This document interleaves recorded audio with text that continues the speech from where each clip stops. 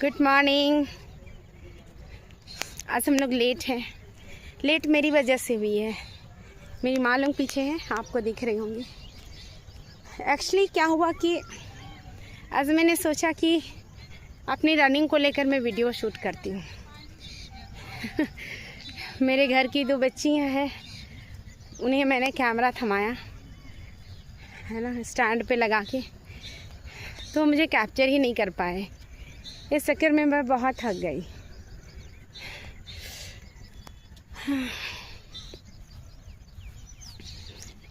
आज के शीर्षक पे मैं बात करती हूँ। उससे पहले मैं आपको यहाँ का बहुत ही खूबसूरत व्यू दिखा देती हूँ, है ना।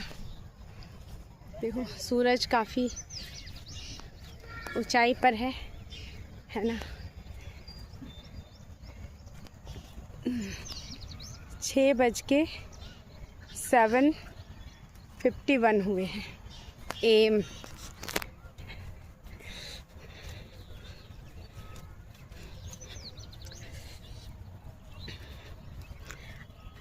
पता है, हमें खुद को हराना होता है। खुद को नहीं कह सकते, खुद को जिताने के लिए खुद के मनोबल को से लड़ना पड़ता है। हमारे अंदर 2 चीज़ें होती हैं, पॉजिटिव चीज़ें और नेगेटिव चीज़ें, है ना। हर कोई जानता है, इसलिए तो लोग बोलते हैं दूसरों को ज्ञान देना बहुत आसान है, लेकिन खुद को कन्विंस करना सो डिफ़िकल्ट। 1 साल मैं दुखी रही। अभी जैसे मैं तो काफ़ी लंबे टाइम से स्ट्रगल कर रही हूँ, और निरंतर आपको जब हार मिलती है तो हम मनुष्य हैं, यही कहते हैं हमेशा, हम मनुष्य हैं। कभी कभी हम टूटते हैं, बिखरते हैं, हारते हैं। यही तो एक्सक्यूज़ देते रहते हैं, हम मनुष्य हैं। तो मेरे अंदर भी ये नेगेटिविटी आ गई थी कि नहीं तो हम मनुष्य हैं, हम कर ही क्या सकते हैं।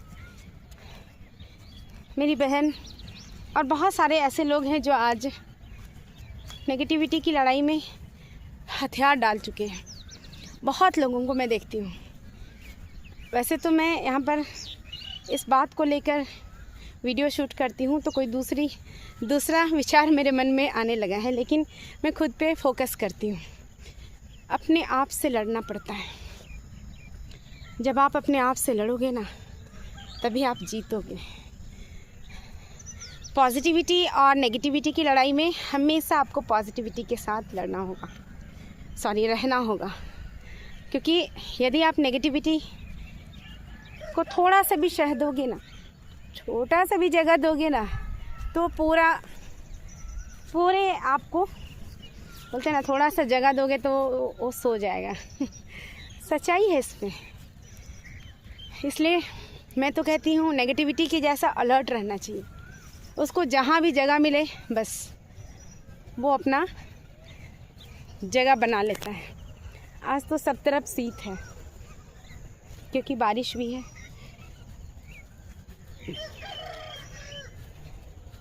मैं अपनी ही बात करती हूँ और हम एक्सक्यूज़ देते हैं, क्या करेंगे, है ना।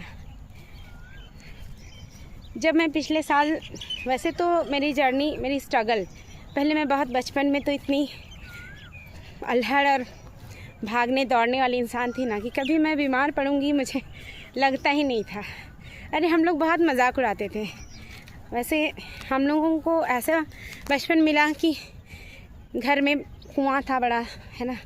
हम लोग नहाते भी थे तो कभी ऐसा पाट करके नहीं नहाते थे, यानी पूरा सर से लेकर पाँव तक नहाते थे।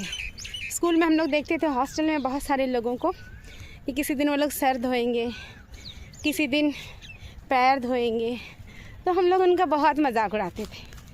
और मैं तो सबको बोलती थी पोगरो शब्द मतलब कमज़ोर।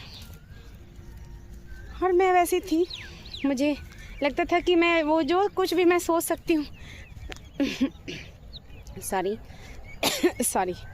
जो कुछ भी मैं सोच सकती हूँ वो मैं अचीव कर सकती हूँ, ऐसा मुझे लगता था। क्लास में भी फर्स्ट सेकंड आती थी, पढ़ने में भी मैं बहुत अच्छी थी।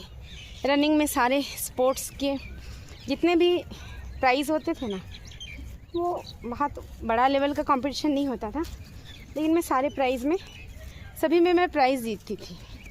मतलब सेकंड, कभी फर्स्ट, कभी थर्ड, ऐसा पोजीशन मुझे आते रहता था।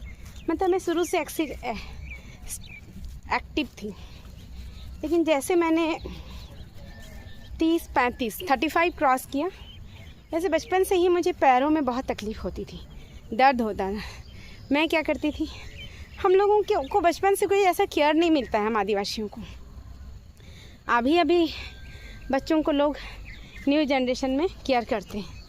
मुझे इतना पैर में दर्द होता था, कोई फ़र्क नहीं पड़ता था। रफ़ टफ हमारी लाइफ होती थी, है ना। मैं क्या करती थी, पैर को बांध के ऊपर टांग देती थी, है ना। कभी ये दिमाग में नहीं था कि कैल्शियम की कमी हो गई है या नस नाड़ी में कोई प्रॉब्लम हो गई है, इस वजह से ये दर्द होता है। बस मैं भागती दौड़ती रहती थी, इस वजह से मैं ठीक थी। लेकिन ग्रेजुएशन के बाद, और मतलब अगर मैं ठीक से याद करूं, 2000 के बाद मुझे थोड़े स्ट्रगल बढ़ गए, है ना। तो तब से मैं 2 ही चीज़ मैं कर सकती थी, या मैं किस्मत पे रोना रोती। मुझे बहुत ज़्यादा बैक पेन स्टार्ट हो गए। उस वक्त मैंने CISF का रिटन एग्ज़ाम कंप्लीट किया था और मुझे मेरू कैंप में रनिंग के लिए जाना था। मतलब फ़िज़िकल टेस्ट होना था। उसके बाद मेरी नौकरी लग जाती। लेकिन 2003 से मुझे हेल्थ इश्यूज़ बहुत बढ़ गए। मैं थोड़ा सा उछल नहीं पाती थी, है ना। फिर भी जद्दोजहद इतनी थी कि मैं रनिंग करने लग गई तब से। मतलब थोड़ा सा ऐसे करके चलना मेरे लिए बहुत आफत था। वैसे समय में मैं रनिंग करती थी। मेरे मोहल्ले में बहुत सारे बच्चे थे, वो भी मेरे साथ जाते थे। हम लोग सीधे, उस वक्त मैं रांची में रहती थी, हम लोग मुझे लगता है 2 किलोमीटर से ज़्यादा होगा शायद, पिस्का मोड़ से हम लोग मोरहाबादी मैदान हम लोग रनिंग करते करते जाते थे। और आती थी मैं, पूरे हाथ पैर में दर्द होता था, कभी नमक से तो कभी गर्म पानी से। तो कहने का मतलब है कि मेरे साथ में नेगेटिविटी उस टाइम से जो कंटिन्यू मुझे पकड़े हुए है है ना, वो मुझे छोड़ने का नाम ही नहीं लेती है। लेकिन फाइनली अब उसको रियलाइज़ हो गया है कि नीतू की दाल गलने वाली नहीं है। तो अब नेगेटिविटी मुझे बहुत परेशान नहीं करती है। शुरू में बहुत परेशान मैं होती थी, तो मुझे लगता था कि क्या मैं पाप की हूँ भाई, दुनिया की सबसे पापी इंसान रही होगी, तब तो मेरी ज़िंदगी इतनी बदनसीब है। फिर मैंने उस सिचुएशन को समझा कि या तो मैं जीवन भर, यदि मेरी ज़िंदगी ऐसी ही है तो या तो मैं जीवन भर रोते रहूँगी या फिर मुझे लड़ाई करनी होगी। और ऐसे कंडीशन में मेरा CISF में नहीं होता है। फिर 2008 में दरोगा के लिए वैकेंसी आती है। उस वक्त भी मेरी सिचुएशन बहुत बुरी रहती है, बहुत ही बुरी। धीरे धीरे मैं पीक पे जा रही थी नेगेटिविटी के। और दरोगा के लिए पढ़ना या रनिंग करना मेरे लिए बहुत टफ था। मैं धीरे धीरे और बीमार, डैमेज हो रही थी, और कोई मेरी केयर करने वाला उस वक्त से कोई था नहीं। मतलब हम लोग अपने पेरेंट्स से बहुत क्लोज़ नहीं थे। और मोस्टली हम मिडिल फैमिली के लोगों की, और ख़ास करके ट्राइबल लोगों की यही दिनचर्या होती है। इसमें हम लोग किसी को कंप्लेन नहीं कर सकते हैं, क्योंकि हमारा माइंडसेट इसी ही बना रहता है। मैं खुद को बीमार नहीं समझती थी, मैं लड़ते रहती थी, स्ट्रगल करते रहती थी, है ना। फिर दरोगा के लिए, उससे पहले मैं धनबाद में एक NGO है मंथन में, वो झारखंड एड्स कंट्रोल सोसाइटी का एक प्रोजेक्ट था, lead TI project, target intervention. उसमें मैं चली गई कुछ दिन जॉब करने के लिए, क्योंकि मैं पढ़ाई लिखाई नहीं कर पा रही थी। मेरे दोस्त मुझसे बोलते थे कि नीतू ये तुम कहाँ चली गई हो पढ़ने लिखने के टाइम में, है ना, तुमको जॉब करने का क्या ज़रूरत था। लेकिन मेरे दोस्तों को क्या पता कि मैं उनको जब वो लोग बोलते थे ना कि नीतू हम लोग लाइब्रेरी में पढ़ाई कर रहे हैं, मुझे बहुत तकलीफ़ होता था। मैं जिस जॉब में थी मुझे वो जॉब करने की इच्छा नहीं होती थी, लेकिन परिस्थितियाँ मेरे अकॉर्डिंग नहीं थी, है ना। फिर मुझे दरोगा का रनिंग करना था। उस वक्त मेरी हालत इतनी बुरी थी, 24 घंटे मुझे चक्कर आते थे, मुझे बेहोशी वाले सिम्टम आते थे, पूरे बॉडी में थरथराहट होते थे। बहुत गंदा सिचुएशन था, मतलब मेरे लिए दौड़ पाना असंभव था, बिल्कुल ही असंभव। फिर भी मैं धनबाद से आई। जिस दिन मेरा रनिंग था मॉर्निंग में, एकदम गर्मी का पीक मौसम था, लेकिन खैर मेरा मॉर्निंग में रनिंग था। 6 बजे मुझे धुरवा का जो ग्राउंड है वहाँ पे जाना था, है ना। बहुत सारी लड़कियाँ दिख रही थी रनिंग करने के लिए। मैं भी पूरे जोश खरोश से वहाँ पहुँची, है ना। और मुझे खुद भी नहीं पता था, पैसे भी बहुत कम होते थे उस वक्त, तो मैं रात में बॉर्नवीटा और सुबह बॉर्नवीटा पी के मैं और ग्लूकोन डी वगैरह लेके रनिंग करने चली गई थी। मुझे ये भी नहीं पता था कि रनिंग में फ़र्स्ट आने से कोई फ़ायदा होता है कि नहीं होता है, बस मुझे पता था कि मुझे रनिंग करना है। मैं दौड़ने लग गई। वहाँ देखिए मैं 1-2 रनिंग में ही आधा 50 लड़कियों को एक साथ दौड़ाया गया था। 1-2 रनिंग में ही आधा से अधिक लड़कियाँ छट के निकल गईं। मैं तो थोड़ा सा रनिंग कर रही हूँ और हाफने लग रही हूँ, क्योंकि मेरी सिचुएशन बिल्कुल ही डैमेज थी। फिर मैंने बहुत खुद को संभाला, है ना। और बहुत सारे कांस्टेबल हमारे लिए मोटिवेट करने के लिए खड़े रहते हैं, एकदम वेरी गुड, और कोशिश करो और कोशिश करो, इस तरीके के वो लोग हम लोगों को मोटिवेट किए। और मुझे पता ही नहीं चला और मैं भूल गई कुछ पल के लिए कि मैं बीमार भी हूँ।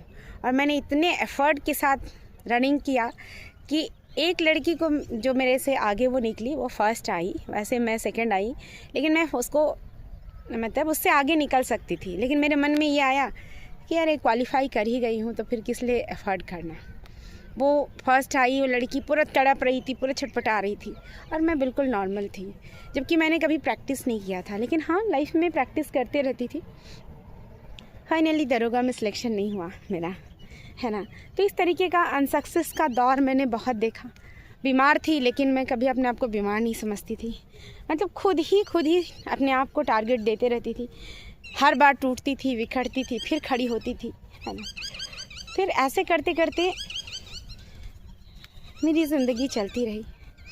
कभी मैं तो ऐसे सिचुएशन में लोग, मेरी कहानी मैं इसलिए बताते रहती हूँ कि ज़िंदगी में आपको बार बार अनसक्सेस मिलता है ना, फिर भी आप मजबूती के साथ खड़े रहो। सुसाइड करना या जीवन से हारना, ये आपको बार बार आपके मन में ख्याल आएगा, और ये ख्याल आपको आपके अंदर की जो नेगेटिविटी है ना, वो लाती है। आपके अंदर 2 घोड़े हैं, 2 भेड़िए हैं, जो आप कह सकते हैं। मैं तो भगवान और शैतान इसको कहती हूँ। भगवान जी हर वक्त आपको प्रेरित करते हैं कि तुमसे होगा, तुम ही से होगा, कोशिश करो, बहुत अच्छा, गुड चीज़ों के लिए प्रैक्टिस कराते हैं। और शैतान हमेशा आपको नेगेटिव करते रहते हैं कि तुमसे कोई प्यार नहीं करता है, तुम हार चुके हो, तुमसे नहीं हो पाएगा, तुम बेवजह का तुम प्रैक्टिस कर रहे हो, बेवजह का तुम्हारे मतलब जितनी भी नेगेटिविटी की चीज़ें हैं वो आपको शैतान कराएंगे, और जितना भी पॉजिटिविटी की चीज़ें हैं वो आपको भगवान जी कराएंगे। तो पिछले 2024 में मेरे ज़िंदगी में इतना नेगेटिविटी आया, इतना नेगेटिविटी कि कोई दूसरी लड़की या कोई दूसरा पर्सन होता ना तो वो ख़त्म हो जाता। सच में बता रही हूँ, जिसके घर वाले उसके दुश्मन हो जाए, है ना, दोस्त यार आपको साथ छोड़ दें, ठीक है, घर में कोई ऐसा सपोर्ट नहीं, और एक लड़की के लिए उस वक्त सरवाइव करना, पैसों की प्रॉब्लम हो, है ना, उस वक्त वो, और आपके घर में लोग बीमार हो, आपकी माँ स्ट्रगल कर रही हूँ हेल्थ इश्यूज़ को लेकर, घर परिवार में कोई ऐसी प्रगति की चीज़ें नहीं दिख रही हूँ। जब आप बहुत लंबा स्ट्रगल करके आते हो, अब लगता है कि शायद अब मेरी ज़िंदगी में कुछ अच्छा होने वाला रहेगा, उस वक्त और आपको मतलब दुखों का पहाड़ आपके ऊपर आ जाए। तो 2024 में मेरे साथ ऐसे ही हुआ, मतलब अनएक्सपेक्टेड चीज़ें मेरे साथ हुई, अनएक्सपेक्टेड। मैं मतलब मुझे ऐसा लगा कि तब मैंने पता है रिएक्ट करना ही छोड़ दिया। जैसे क्या होता है ना कि बहुत ज़्यादा दुख मिलने के बाद ना हम लोग साइंस के स्टूडेंट हैं ना, जैसे धरती में बहुत अधिक प्रेशर होता है तो वो हम लोग कहते हैं कि ज्योग्राफी में कि वो लिक्विड है फॉर्म में है, लेकिन वो उसको इतना प्रेशर मिलता है उस तरीके का ज़िंदगी में जब बहुत प्रेशर मिलने लग जाता है तो हम कैसे करते हैं, फिर रिएक्ट करना बंद कर देते। तो आज मेरी वो हालत हो गई। मुझे कोई नहीं फ़र्क पड़ता है, कोई मुझसे दोस्ती करे ना करे, कोई बात करे ना करे, मतलब कोई डांटे गुस्सा करे, कोई मतलब मैं पता है इस फेज में आ गई हूँ ना कि मुझे अच्छा लगता है बस, क्योंकि मुझे कोई डिस्टर्ब नहीं कर सकता है, मुझे कोई दुखी नहीं कर सकता है। मैं इस फेज में आ गई हूँ। तब मैं जब अपनी जर्नी पीछे मुड़ के देखती हूँ ना, तब मुझे रियलाइज़ होता है कि उतना टॉर्चर भगवान जी मुझे इसलिए किए क्योंकि नीतू को ऐसे बनाना था, है ना। तो हम लोगों को पता है अपने आसपास के वैसे लोगों से, उनके अनुभवों से सीखने की आवश्यकता है। जैसे कोई मान लीजिए बहुत स्ट्रगल कर रहा है, जैसे मैं ही स्ट्रगल कर रही थी, उस वक्त मुझे कोई ऐसा मोटिवेटर मिलता, ऐसा कोई मुझे कन्विंस करने वाला मिलता कि नहीं, जीवन तुम्हें मिला है और ईश्वर पे भरोसा रखो, क्योंकि वो तुम्हें सपोर्ट कर रहे हैं। हारो मत ज़िंदगी से, नेगेटिविटी से बचो। हमें पता है बहुत अलर्ट रहना पड़ता है। जब हमारे ज़िंदगी में बहुत नेगेटिविटी आती है ना, तो हमें बहुत अपने आप को संभालना पड़ता है। मैं तो एक बहुत बड़ा एग्जांपल देती हूँ। जैसे कोई लेडी गर्भवती होती हैं और उनका बच्चा मतलब कंप्लीट हो जाता है, डिलीवरी का टाइम आता है, तो आप देखोगे कि उसको बहुत दर्द होता है, असहनीय, उससे ज़्यादा दर्द और क्या ही हो सकता है जब एक लेडी को लेबर पेन होता है ना। वो बच्चा बहुत प्रेशर से दुनिया में आने के लिए स्ट्रगल करता है, और माँ जो होती है वो बहुत स्ट्रगल करती हैं, बहुत दर्द में रहती हैं। तब डॉक्टर्स उनके वेजाइना को सपोर्ट करते हैं। यदि वो सपोर्ट नहीं करेंगे तो उस लेडी का वेजाइना पूरी तरह से छत बिछत हो जाएगा। तो इस एग्ज़ाम्पल को मैं हमेशा बोलते रहती हूँ, खुद को भी बताती हूँ कि जीवन में बहुत तकलीफ़ हो रही है। मान लीजिए उसी तरीके का जैसा एक लेडी को लेबर पेन होता है ना, उस वक्त वो खुद को संभाल नहीं पाती है, वैसे उस टाइम डॉक्टर नर्स उनको सपोर्ट करते हैं। लेकिन हमारे जीवन में ऐसा कोई नहीं होता है जो हमें तकलीफ़ों के वक्त हमें संभाले।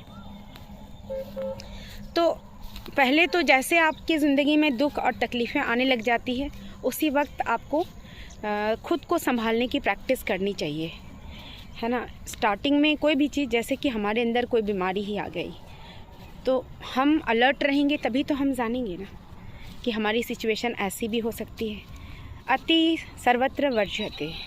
मान लो दुख सुख जीवन में चलता रहता है, जीवन मरण चलता रहता है। मैं बहुत देखती हूँ कि लोग बहुत दुखी हो जाते हैं और इतना दुखी रहने लग जाते हैं कि फिर उनको रिकवर होने में बहुत टाइम लगता है। तो मेरे कहने का सार यही है कि आप शुरू से खुद को प्रैक्टिस कराओ कि पॉजिटिविटी और नेगेटिविटी में आप हमेशा पॉजिटिविटी के साथ खड़े रहो। दूसरी बात, वो निरंतर प्रैक्टिस होनी चाहिए। आपके मन में हमेशा द्वंद्व चलते रहता है, छोटी छोटी बातों को ही ले लेते हैं। जैसे हम मान लो मोबाइल में टाइम पास कर रहे हैं, है ना, देखे जा रहे हैं। हमारे अंदर से पॉजिटिविटी हमें हर वक्त अलर्ट कर रहा है कि तुम अपने काम करो, तुम पढ़ाई करो, है ना, तुम्हें मोबाइल में टाइम पास नहीं करना चाहिए। लेकिन हम हमेशा पॉजिटिविटी को इग्नोर करते रहते हैं और एक दिन ऐसा होता है कि हम नेगेटिविटी के गुलाम बन जाते हैं।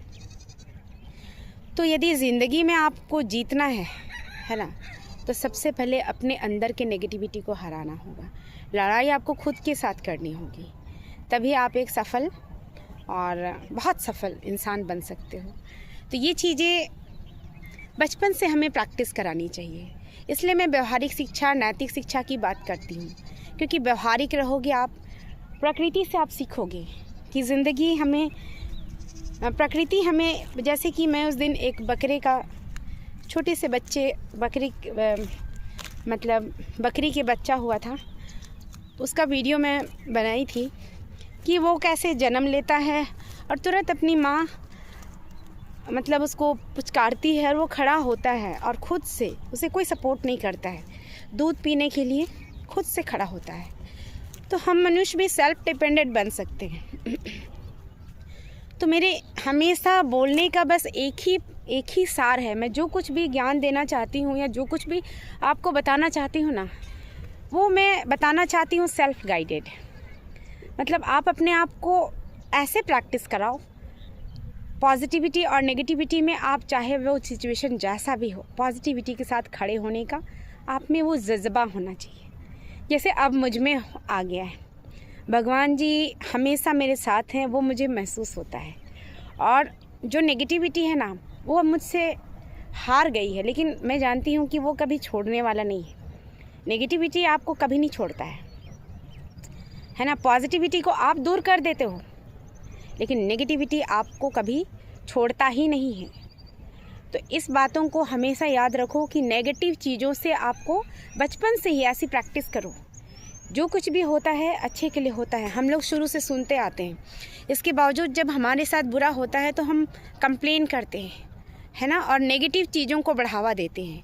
तो हम शुरू से अपने आप को ऐसा बनाते हैं, और जब हमारी ज़िंदगी बहुत डिफ़िकल्ट या क्राइसिस में चली जाती है तो हम संभल नहीं पाते हैं और हम सुसाइड करते हैं। सुसाइड सॉल्यूशन नहीं है, मैं आपको बता दे रही हूँ। सुसाइड, यदि आप जीवित रहोगे तभी तो आप अपने लिए खुद की हेल्प कर पाओगे, अपने अंदर की आत्मा की हेल्प कर पाओगे।